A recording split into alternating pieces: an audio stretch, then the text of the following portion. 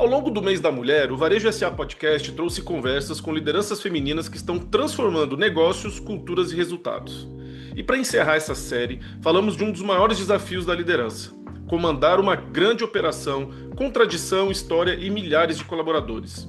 No Brasil, as mulheres ocupam quase 40% dos cargos de liderança, mas ainda são minoria no topo das grandes organizações. Quando uma mulher chega a esse espaço, sua trajetória costuma carregar muito mais do que resultados. Carrega legado, responsabilidade e visão de futuro. Eu sou Daniel Sakamoto e no episódio de hoje, o último do mês da mulher, vamos falar sobre liderança feminina em grandes operações, a partir da história de uma das redes hoteleiras mais admiradas do país. Gostou do tema? Então se prepare porque o episódio já vai começar. Varejo SA Podcast, episódio 220. Liderança feminina em grandes operações. O Case Tauá Resorts. Este episódio tem o apoio do SPC Brasil, maior empresa brasileira de gestão e inteligência de dados. E a nossa convidada de hoje é Lisete Ribeiro, CEO do Grupo Tauá de Hotéis e Resorts. A Lisete está há mais de 29 anos na empresa e em 2024 tornou-se a primeira mulher da família a assumir a liderança do grupo, hoje responsável por mais de 1.800 colaboradores e toda a operação da rede. À frente do Tauá, ela conduz uma nova fase de expansão marcada por inovação, sustentabilidade e compromisso social. Olá, Lisete, seja muito bem-vinda ao Varejo SA Podcast, tudo bem? Tudo bem, Daniel? Obrigada pelo convite. É uma alegria estar aqui com vocês, contando um pouquinho da história do Tauá. Prazer é todo nosso. Acho que a história vai ser bastante inspiradora. Quem está nos ouvindo aí vai poder realmente ouvir uma história de sucesso. E eu queria começar pedindo para você contar um pouquinho de como começou essa história do Tauá lá em Minas Gerais. Joia, Daniel. Bom, nós somos mineiros, né? Uma empresa mineira. Meus pais são os fundadores do Tauá. E a história do Tauá começou num sítio, né? Meu pai, ele tinha um supletivo. Minha mãe foi dar aula no supletivo. Eles se conheceram, né? E no se conhecer acabaram casando rapidamente. O supletivo começou a dar super certo. E aí todo mineiro, quando começa a ganhar um dinheiro, compra um sítio, né? E aí eles compraram um sítio muito perto de Belo Horizonte, a 45 quilômetros de Belo Horizonte. Só que o sítio só dava despesa. Então, o sítio só dava despesa, os amigos iam todo fim de semana, e todo fim de semana era só limpeza e sujeira que ficava para trás. E meu pai, muito empreendedor, meu pai veio da roça, foi camelô, foi trocador de ônibus, né, até conseguir aprender a ser alfabetizado, aprender a ler e escrever e começar a ensinar. Foi assim que começou a história do supletivo. Então, ele era um analfabeto, mas muito visionário. E como o sítio só dava trabalho, ele falou: não, vou transformar esse sítio num hotel fazenda. E assim ele fez. E em 1986, o sítio virou Hotel Fazenda Tauá com 22 apartamentos. E meus pais não sabiam absolutamente nada de hotelaria, nada, nada, nada. Nessa época eu tinha 8 anos, eu tenho um irmão mais velho, dois irmãos mais velhos, um de 10 e um de 12 na época. E assim começou o Hotel Fazenda Tauá, e o gerente do hotel era o vendedor, o antigo proprietário do terreno, que Hum, era da região onde estava, né? Ele morava por ali. Então, meus pais falaram com ele: faz um curso no Senac de garçom, e aí volta para administrar o hotel. E é tanto na correria que aí o hotel abriu antes dele terminar o curso, ele não terminou e começou a administrar o hotel. E assim começamos aprendendo essa história de hospitalidade e hotelaria, né? Obviamente, os primeiros anos muito difíceis, sem resultado, mas desde o dia um, Daniel, nós começamos com uma crença que meus pais tinham, que era o de agradar as pessoas. Então, dava tudo errado, podia dar errado na acabar a comida, dar problema, acabar a luz, vários problemas diferentes, mas as pessoas estavam lá de coração aberto para atender os hóspedes, chamar pelo nome, cuidar, né, e preocupar de fato com as pessoas. Então foi isso que fez o Tauá crescer. E aí os eventos empresariais descobriram o Hotel Fazenda Tauá naquela época, e aí vinham famílias no fim de semana, os eventos dia de semana, e foi dando certo. E aí foi crescendo, né, como uma boa empresa familiar, de 22 quartos foi para 60, para 100, foi crescendo aos pouquinhos, né, até Caeté ter 350 quartos e a gente vislumbrar um momento de ir para novas regiões, né, encarar novos desafios. E quais foram as outras regiões que vocês foram? Como que está o tamanho da rede hoje? Hoje nós temos 1.815 apartamentos em operação, são 5 unidades hoteleiras funcionando, então são 3 resorts, um hotel de experiência, que é o Grande Hotel de Araxá, um hotel corporativo no interior de São Paulo, e hoje nós estamos com 2.500 emocionadores, inaugurando agora em julho mais um resort, que é o Tauá Resort João Pessoa, vai ser o nosso maior empreendimento, na verdade, do Brasil, com 1.100 quartos, um resort, o maior resort do Brasil. Só lá estamos com 1.500 pessoas trabalhando hoje, né, para finalizar a obra do Tauá Resort João Pessoa. Então, nós vamos praticamente dobrar de tamanho aí nos próximos anos. E era um sonho, né, de chegar ao Nordeste. Nossos hotéis são todos próximos a grandes capitais, Belo Horizonte, São Paulo, Brasília, Goiânia, e estava faltando realmente estar num local que o brasileiro busca passar férias, ficar mais dias, né? E esse Uhum. já era um sonho antigo e estamos realizando agora em julho, se Deus quiser. Ah, que legal, uma verdadeira história de sucesso, de crescimento. E você falou um pouco dos principais valores que o Tauá tem, que é a questão de receber bem, de se preocupar com servir. ah, Como que você consegue equilibrar esses valores desde a origem da rede com essa necessidade de modernização de gestão que a gente tem hoje nesse mercado tão competitivo? Como que é esse desafio, hoje, crescendo tanto e tão rápido, Lisete? O foco nosso é muito claro, é o cuidado nas pessoas, nos emocionadores, né? Que é como a gente chama os nossos colaboradores. Quando a gente cuida do emocionador, ele vai cuidar do hóspede, né? Ele vai ter intenção de crescer, ele vai querer se desenvolver, né? Ele cresce junto com a empresa. Então, a empresa ela é uma empresa voltada ao emocionador, ao colaborador. Todo o resto é consequência, né? Então, hoje nós temos uma universidade corporativa, que é a Unisorriso, também para apoiar ao emocionador, ao desenvolvimento dele, né? O crescimento dele.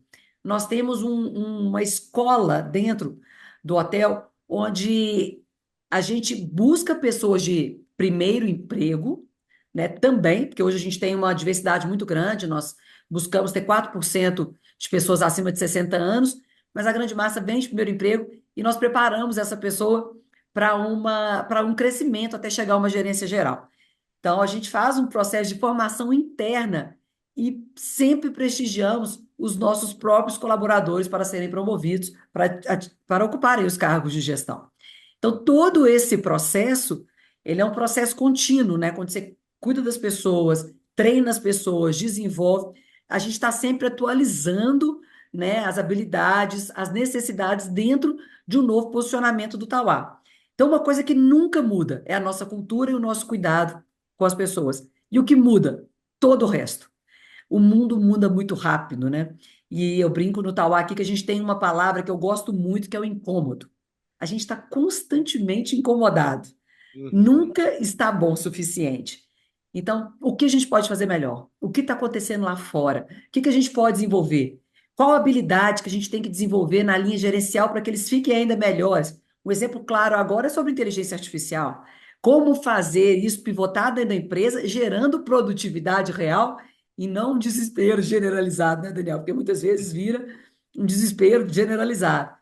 Então, é o que nunca muda, que é a cultura, com o que muda todo dia, que é o incômodo constante em poder fazer diferente, fazer melhor através das pessoas. Ah, legal. Essa questão da cultura a gente ouve muito aqui, dos empresários de sucesso, falando que essa obsessão pela cultura é fundamental, especialmente em empresas que duram muito. Mas a gente sabe que o crescimento acaba sendo um desafio para essa manutenção da cultura. Você já não consegue estar com os colaboradores, as lideranças tão próximas. Ainda mais agora que vocês estão saindo ali da região sudeste e entrando numa nova empreitada no Nordeste. Você já sente que vai ser um desafio grande em termos de cultura, colocar uma nova região, um novo conceito dentro desse guarda-chuva que deu muito certo, da hospitalidade mineira, que também chegou ali um pouco em São Paulo e agora está indo para o Nordeste? Como que você enxerga esse desafio? Daniel, cultura ela tem que ser processuada. Cultura tem que ser um processo e um conjunto de rituais que acontecem todos os dias, né? Não Uhum, pode depender da minha presença, da presença de um diretor específico ou de um gerente específico. A cultura são rituais claros que acontecem todos os dias. Então, existem uma série de rituais, posso te contar alguns aqui. A gente tem reunião de 5 minutos diariamente com um grito de guerra em todas as áreas, com todos os emocionadores. Nós temos reunião de cultura e convenção de cultura 3 vezes por ano, onde a gente para todo o grupo. Nós temos os 10 mandamentos do emocionador, que são vistos todos os dias e eles são reconhecidos através do Banco da Felicidade. Então, quando uma pessoa cumpre o mandamento, ela é reconhecida através do Banco da Felicidade porque ele viu aquilo. Conversou com o hóspede, cumprimentou, resolveu um problema do hóspede, trabalhou em prol do resultado, ela ganha moedas do Banco da Felicidade, né? Então, são vários rituais que a gente tem para processuar a cultura, para que a empresa seja escalável. A cultura ela tem que ser escalável, né? Nós vamos começar agora, João Pessoa, a gente começa com 770 emocionadores. E a condição inicial é que eles aprendam a nossa cultura. Mas para isso é um processo, né? uhum. Não é um jeito, é um processo. E aquele processo, com o tempo, ele vai entrando dentro do sangue da pessoa e vai tomando conta dela. Agora, nós temos o primeiro momento que é um choque, que é o nosso processo de onboarding, Daniel. São 3 dias imersos na cultura Tauá, com muita clareza. Porque naqueles 3 dias a pessoa diz: isso é para mim, tô dentro, ou isso não é para mim.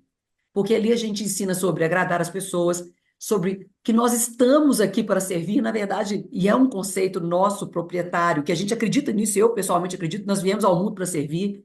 Uhum. Nós temos que estar ali rindo o tempo inteiro, independente do que acontece lá fora, né? O foco é sempre no outro. Então, você imagina 3 dias falando só sobre esses assuntos. Então, são combinados. Cultura nada mais é que um combinado muito claro que você repete diariamente. E aí é feito todo esse trabalho de cultura. Agora, é claro que cada região tem sua identidade diferente, né? Minas tem uma cultura processuado igual, mas o jeito mineiro. Como é que é o Uhum. jeitinho mineiro? Ele fica amigo do hóspede, né? Na hora que você vê, já tá tomando ali um cafezinho junto. O Uhum. paulista tem a mesma cultura do servir e do agradar, de forma rápida, ágil. Eu vou te entregar com todo carinho, mas eu sei que você paga por ter o melhor serviço, né? Ele quer agilidade, competência e agilidade. Então, assim, já o Goiás, aí em Brasília, né, também gosta da proximidade, mas ao mesmo tempo ele gosta de ter o espaço dele. Isso faz parte da diferença cultural de cada lugar que a gente vai. E já estamos agora aprendendo muito com os paraibanos, como é o jeito paraibano, né? Aí já é um jeito muito caloroso de querer fazer parte, de conversar, que é o que a gente adora. Então já estamos nesse processo com eles. E é isso. A parte da cultura não me preocupa, porque ela, dentro do Tauá, ela é muito bem processuada. Ela é condição sine qua non, ela é um combinado que é inegociável. E é tão claro para nós que alguém que está fora da cultura, eu brinco, Daniel, que quem está fora da cultura, ele brilha no escuro, sabe? Uhum. Ele aparece muito fácil, né? E acaba que não fica, porque os colaboradores também, né, não veem sentido de ter uma pessoa que não está feliz ali. Se a pessoa não está feliz conosco, né, não faz sentido ela continuar conosco, né? O nosso mandamento é: seja feliz. Se você não estiver feliz aqui, então a gente espera que você seja feliz de alguma outra forma. E isso tem que ser praticado todos os dias, toda hora, a todo minuto. Ah, muito bem. Acho que a cultura ela realmente só entra mesmo se for assim, como você falou bem, é um processo. E tem outras questões hoje que na gestão moderna, ainda mais num mercado tão competitivo como esse de hotelaria e turismo, é essencial, que é a questão da gestão baseada em dados e o quanto que o feedback e a resposta e a interação com os hóspedes é importante para vocês, né? Como que para vocês isso funciona? Como que vocês lidam com dados e feedback dos clientes? Nós somos obcecados com o feedback dos clientes. Obcecados. Então, nós temos meta de avaliação respondida. Nós temos meta de volume de elogios e reclamações por área, por palavra, por setor. Então, nós temos um trabalho agora dentro do hotel, que a reclamação ela é vista dentro do hotel, né, atendida dentro do hotel para que isso não saia. Então, assim, nós somos completamente obcecados e todas as áreas têm o seu KPI de volume de problemas por área, por dia, por 100 hóspedes. Então, é um trabalho minucioso que vai no detalhe. É no detalhe todos os dias. A empresa tem que ser construída através de dados, né?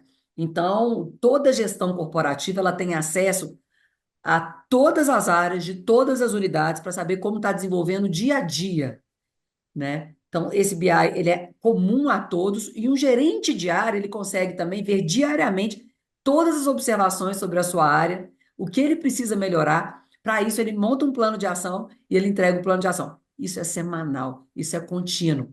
O que a gente brinca aqui, problema, a gente vai ter todos os dias. Todo dia vai ter. Eles têm que ser sempre diferentes. O problema é que no trabalho não pode ser igual. Se a gente teve um problema, resolve ele. Tenha um novo. Se arrisque, erre, né? Mas a gente tem que mudar o problema. Então, gestão de dados aqui dentro, nós temos toda a área praticamente tem tem uma central de dados para administrar os resultados. Nós temos um programa de gestão, Daniel, que chama Eleva. O Eleva é um programa de gestão que todos os hotéis competem entre si e tem vários itens que são medidos, KPIs, que são analisados desde velocidade de check-in, volume de desperdício, KPIs de ESG, KPIs de RH, KPIs financeiros, KPIs de NPS. Então, tudo é regido dentro desse sistema de gestão que chama Eleva, né? Que é pontuado e a gente chega ao resultado final, né? Que é sempre, obviamente, a busca da melhoria, mas cada hotel, essa é uma campanha semestral, a gente sempre tem um hotel ganhador e isso volta em premiação para o emocionador. Então, todo o nosso processo de gestão ele é baseado em dados, mas ele volta como estímulo para o emocionador. Ah, muito bem. E como que você, como CEO, está vendo esse avanço da inteligência artificial e da tecnologia de maneira geral para dentro das operações? Como que isso tem impactado vocês? Qual que é a sua visão sobre isso? Daniel, eu já passei por várias fases. Eu passei pela fase do será, eu passei pela fase do acordei atrasada, estou em pânico, o que que nós vamos fazer com isso? Ler tudo sobre e, que- e ficar angustiada. Eu já passei pela fase de todo mundo tem que mexer com esse troço e já passei pela fase que eu estou agora nesse momento, que é põe a bola no chão. Vamos botar a Uhum. bola no chão, né? E vamos fazer um plano de trabalho de AI com tarefas claras que vão gerar resultados de produtividade reais. E não todo mundo mexe, todo mundo faz, que aí entra num desespero. Percebendo o seguinte, que muitas vezes está sendo usada a inteligência artificial não para melhoria do trabalho, mas para muitas vezes não ir a fundo num assunto, ser raso, porque você manda uma apresentação e fala, me diz o que está dizendo essa apresentação, e não aprofundar no assunto, né? Então, nós mudamos a visão aqui para quem é o responsável, né? Nós vamos criar um comitê de IA aqui dentro, entrar dentro das áreas para entender qual que é a sua necessidade, dentro dessa necessidade, o que a IA pode ajudar e ter uma equipe de construção de IA para fornecer, né, para essa área e não virar um desespero. Não virar um desespero e não é todo mundo que tem que usar. Eu já mudei muito meu mindset. Então, assim, eu passei por várias fases.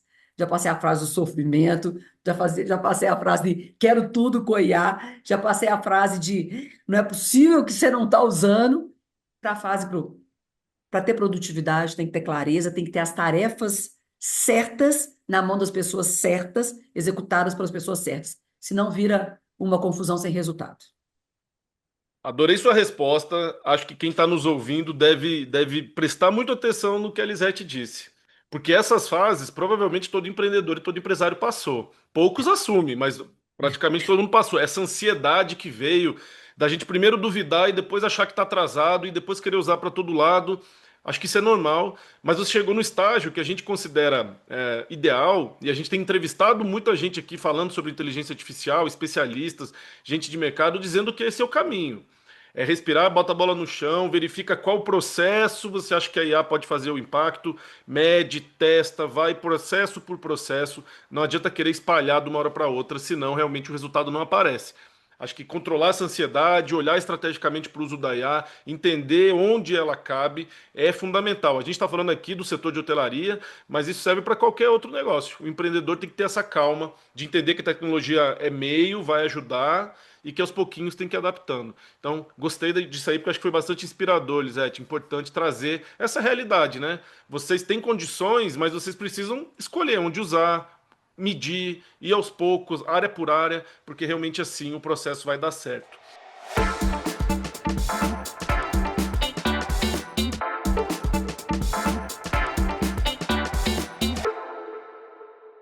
Lisete, queria um pouco também da sua opinião sobre o impacto da hotelaria, do setor de turismo, na sociedade de maneira geral, no ambiente de negócios. Você tá liderando uma empresa gigante que está impactando muita gente. Como que vocês medem e como que vocês encaram a responsabilidade de vocês nesses locais onde vocês estão, o impacto nas famílias? Fala um pouquinho sobre essa visão também.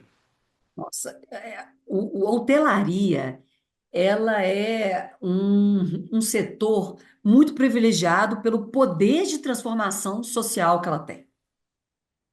É serviço, né? E é serviço que você trabalha com pessoas que você pode começar um primeiro emprego, ao mesmo tempo você pode trabalhar com pessoas mais velhas, idosas, você pode trabalhar com toda a diversidade e é um setor que gera muitas oportunidades, né? A nossa obrigação é gigante. Quando a gente fala que hoje nós estamos com 2.500 emocionadores, são 2.500 famílias, né, que dependem do Tauá, né, que vivem ali do Tauá.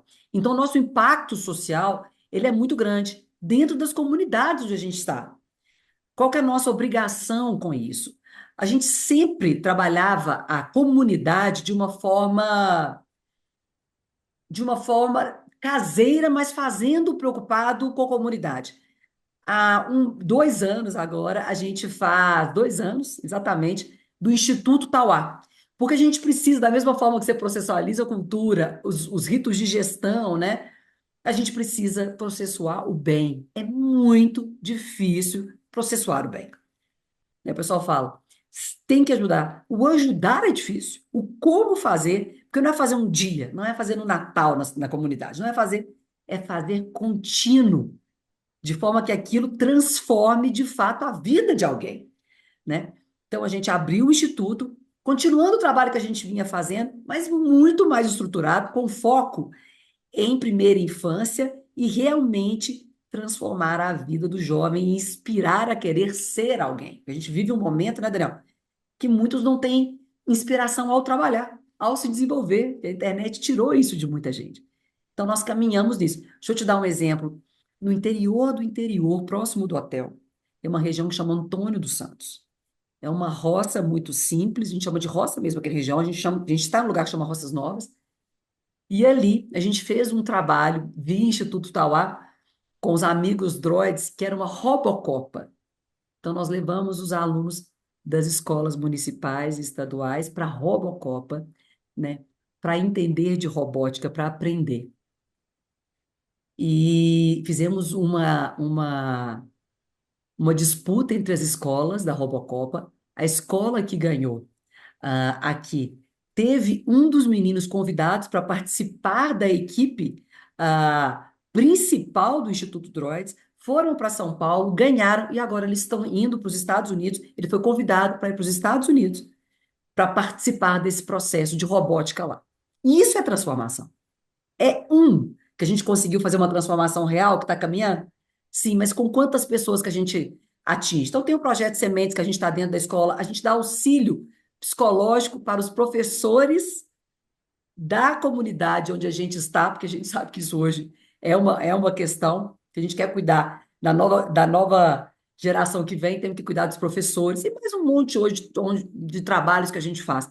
Então, esse cuidado com a comunidade já era uma coisa dos meus pais, mas que a gente processuou, institucionalizou para crescer também. Então, por exemplo, já vai para João Pessoa, vai a equipe do Instituto para levar todo essas ações que a gente faz nas outras unidades para lá, entender a comunidade local, fazer visita, ver as necessidades.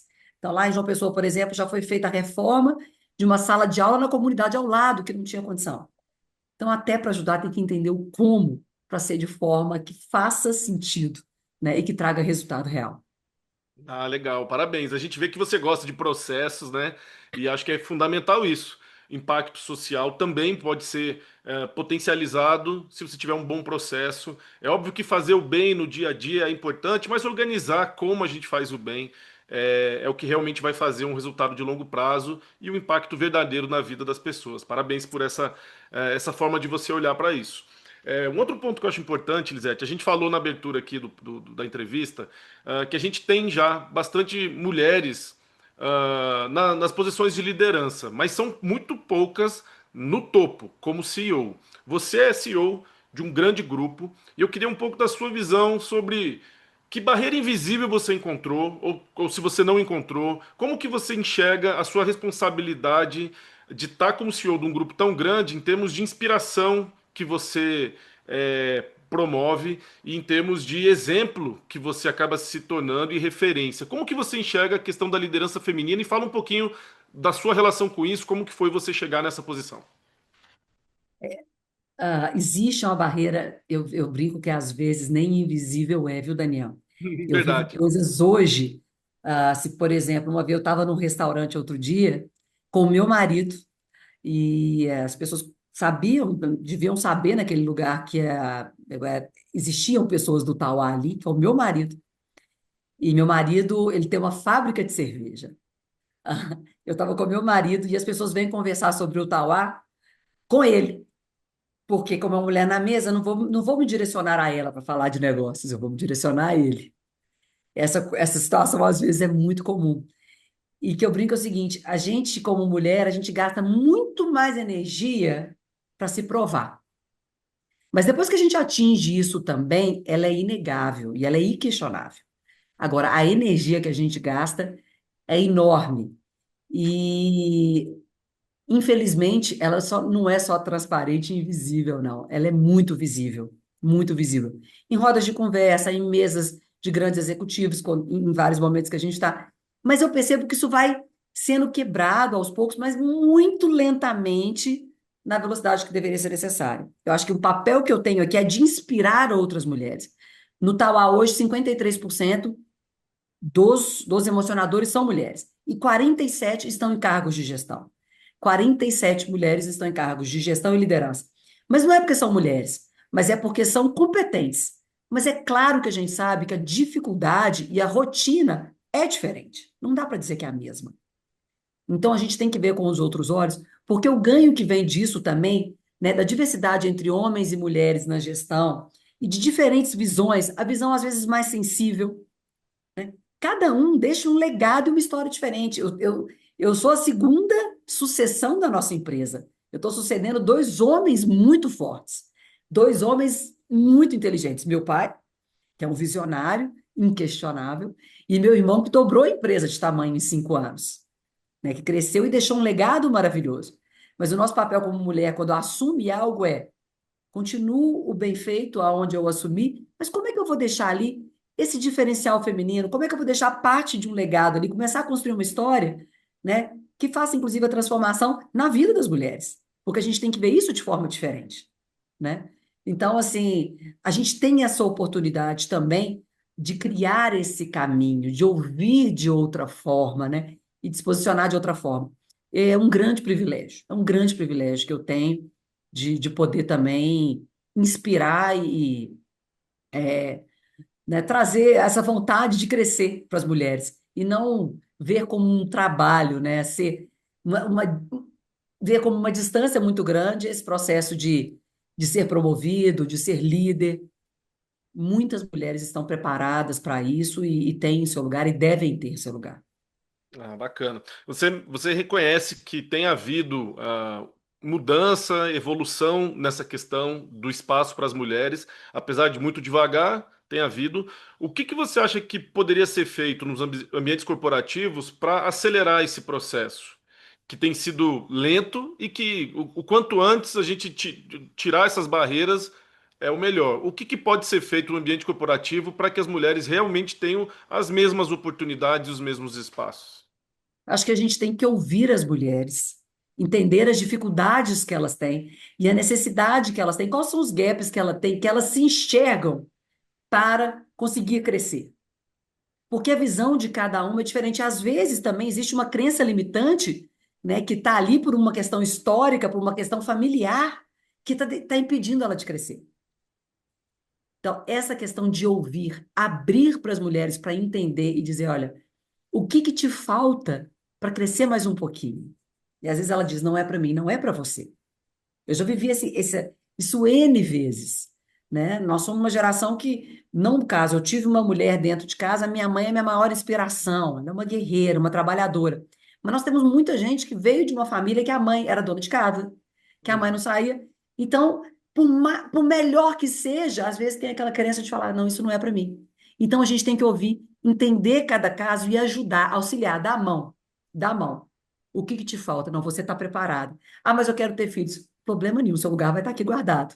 Um bom líder sabe formar uma boa equipe. Um bom líder é aquele que pode tirar 3 meses de férias que a coisa continua rodando, né?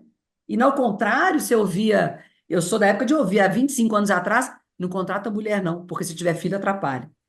Hoje eu quero contratar a mulher grávida, porque a gente sabe que uma mulher, né, quando tem um filho, o que ela dá conta, né, gente?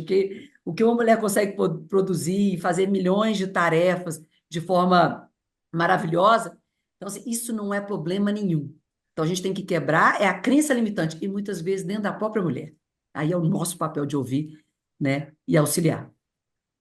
Muito bem. E o nosso papel aqui é dar espaço e dar evidência e mostrar mulheres como você que realmente chegaram onde chegaram e servem de exemplo e inspiração.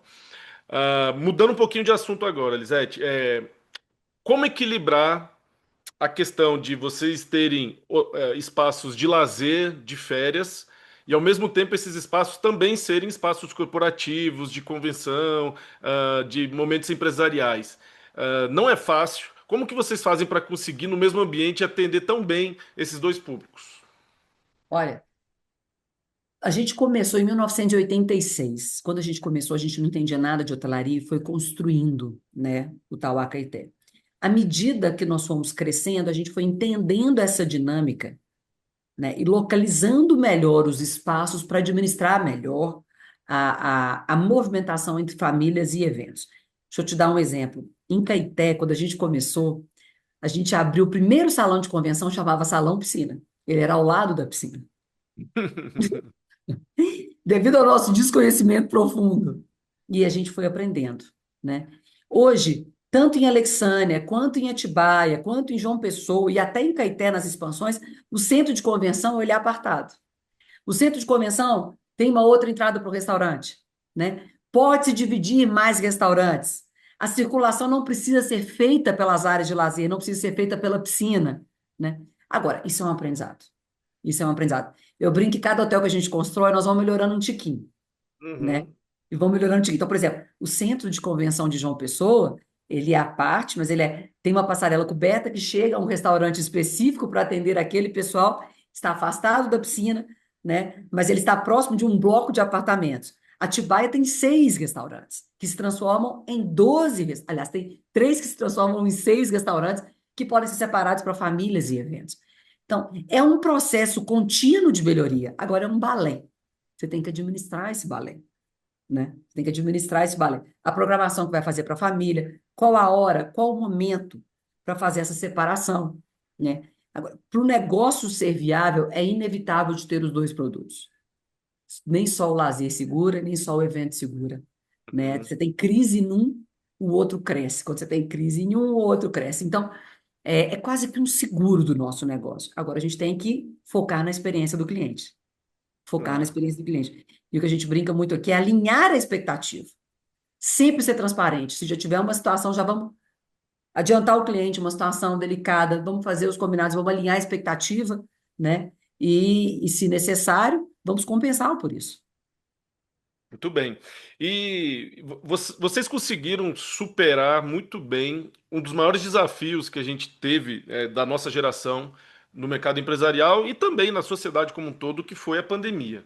Pandemia para o setor de hotelaria, turismo e tal, foi catastrófica. Mas vocês saíram bem disso.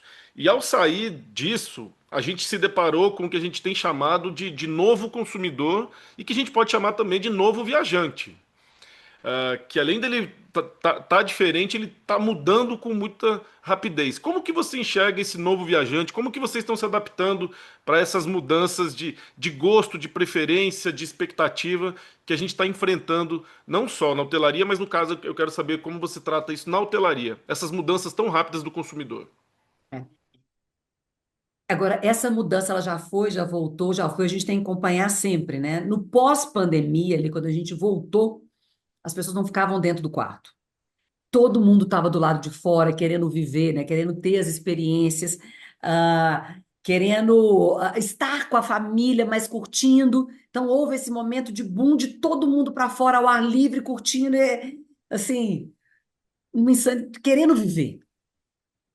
A pandemia trouxe uma loucura no mercado de trabalho, que é essa reunião atrás de reunião. Se você não está presencial, você está no online, uma atrás da outra, e as pessoas estão exauridas, né? Aí volta aquelas pessoas agora voltaram a viajar para descansar, os filhos curtirem com os monitores, tal, alegres, etc., mas para eles descansarem. Aquela sexta pós-almoço agora voltou com força total. As pessoas estão exaustas. A gente volta a ver as pessoas muito exaustas. Querem curtir, querem ter experiências diferentes, mas também querem uma diversidade, querem ter um sono tranquilo, querem aproveitar, mas querem descansar, querem ter momento em casal, né? E ter a tranquilidade que os filhos estão em segurança. Então, isso também mudou. Tanto que agora a gente escuta muito falar em wellness, né? Então, o spa tem que estar muito preparado para massagens, piscina quente, né? Um bom sono. Então, assim, a gente tem que estar de olho o tempo inteiro, porque vai mudando o comportamento. Vai mudando o comportamento, né? E é isso, você vai se ajeitando ao comportamento, mas sempre trazendo uma gama cada vez maior de experiência para atender todo tipo de público. Uhum. Os nossos hotéis, a gente atende em um dia em torno de 6.000 pessoas, né? Então, como você trazer uma experiência, fazendo uma personalização com 6.000 pessoas? Então, é um jogo, né? Você tem que entender com quem está com você, o que que você faz, né, para agradar a maioria, o que que as pessoas estão buscando, e o que a gente tem visto é isso. As pessoas estão, literalmente, Daniel, exauridas. A gente Exauridas. percebe isso também. E a gente percebe essas mudanças rápidas de comportamento, e eu acho que as empresas que conseguem ter sucesso são as que identificam e reagem rápido. Essa flexibilidade, essa rapidez e essa tranquilidade em se adaptar com as mudanças, eu acho que é fundamental e vocês têm demonstrado isso. Já estamos encaminhando aqui para a parte final da nossa conversa, mas eu queria trazer aqui o assunto da unidade de vocês em João Pessoa, porque esse ano a gente está realizando o nosso maior evento, nosso grande evento anual em João Pessoa, que é a 58ª Convenção Nacional do Comércio Logista, que a gente chama de Omnivarejo 2026. É o nosso grande evento, a cada 2 anos a gente vai para alguma cidade diferente no Brasil, e João Pessoa foi eleito para 2026 receber esse grande evento, e o local do evento vai ser bem ao lado de onde está sendo construído, em breve inaugurado aí para todo mundo o Tauá. Então, eu Isso. quero pedir para você deixar um convite aí para quem estiver em João Pessoa, quiser conhecer, quem não tiver ainda com a sua acomodação já reservada para visitar ali o site, o material de vocês para conhecer. Então, faça a propaganda aí do Tauá em João Pessoa, porque a gente vai ter aproximadamente 3.000 líderes do Brasil inteiro reunidos em João Pessoa em agosto desse ano, Lisete. Olha que legal, que legal. Gostaria muito de receber, né, vocês lá no Tauá Resort de João Pessoa. Eu estava numa convenção agora em João Pessoa também, e eu fiz um desafio que eu faço para vocês, para quem estiver em João Pessoa.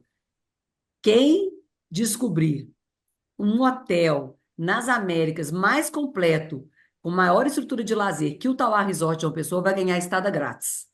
Então, se você quer estada grátis, te convido a ir lá conhecer. Se tiver a resposta, pode me chamar, pode me achar, você ganha diária, né? Então, eu queria muito convidar todo mundo para conhecer. O hotel está incrível, né? É uma estrutura espetacular, pé na areia, e com uma equipe encantadora. É a cultura Tauá com os paraibanos foi uma mistura, está sendo uma mistura maravilhosa, mas a estrutura é perfeita. E para quem ainda não resolveu, quem sabe vai ser um prazer receber vocês. Ah, que legal. E realmente o centro de convenções, o Teatro Pedra do Reino, que é onde vai ser ali as nossas Lindo. palestras e painéis, é bem pertinho do Tauá, que não é na região central ali das praias mais da cidade, é um pouquinho mais, praias mais menos exploradas, uma região mais verde, com Mata Atlântica, uma região bem interessante, bem legal de João Pessoa. Então fica aí o convite para quem está nos ouvindo de conhecer o Tauá em João Pessoa. Tá todo mundo ansioso por isso, realmente João Pessoa é uma cidade que de uns anos para cá se tornou aí realmente queridinha do turismo nacional. E Sim. aí esse polo turístico de lá, com o Tauá, com essa grandeza toda que vai oferecer, certamente vai atrair muita gente. Lisete, queria pedir aqui já no nosso encaminhamento final para você deixar uma mensagem para o empreendedor, para o empresário que está nos ouvindo e que sonha em conseguir crescer o seu negócio, em conseguir transformar o seu negócio numa referência como vocês conseguiram fazer com o Tauá. Que tipo de conselho, de mensagem inspiradora você pode deixar para esse empresário que vive um dia a dia difícil? Ambiente de negócios no Brasil não é muito amigável, pelo contrário, é bastante hostil. Mas vocês têm conseguido fazer isso, você tem conseguido transformar e crescer um negócio. Então, certamente você tem algo muito bom aí para dizer para esse empresário que está nos acompanhando. Foque no mais importante. Foque no mais importante, que se a gente correr atrás de várias coisas ao mesmo tempo, a gente não corre atrás de nada. E tenha as pessoas melhores que você do seu lado, que principalmente que completam as suas necessidades, aquilo que você não é bom. Tenha gente melhor que você. Agora foca. Não fique com trocentos projetos, não, porque se você tem vários, você não foca em nenhum, né? E a energia vai para onde a gente está focado, e é ali que acontece, é ali que a gente tem o resultado.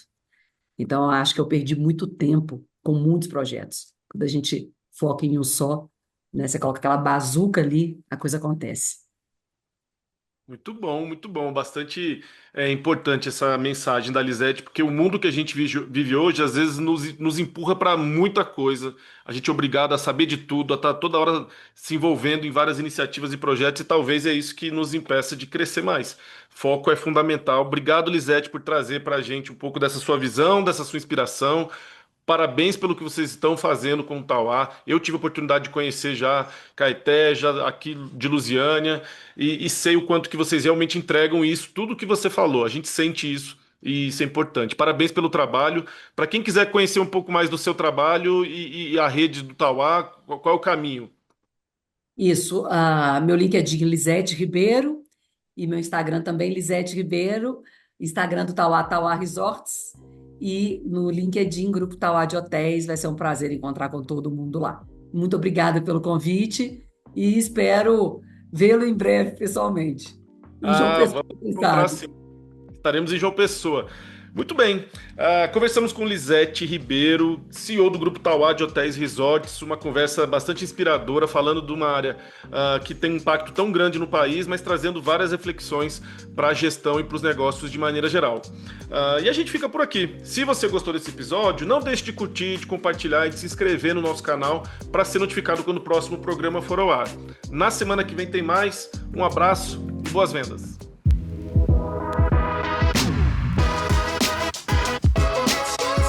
Este foi o Varejo SA Podcast. Se gostou, você também pode escutar os episódios anteriores no seu tocador de podcast preferido. Para conferir este e outros conteúdos de interesse do setor, acesse varejosa.org.br. E lembre-se de seguir a gente nas redes sociais. O nosso arroba é o Sistema CNDL e o varejo.sa. Já no YouTube, procure por CNDL Brasil e Portal Varejo SA para nos encontrar.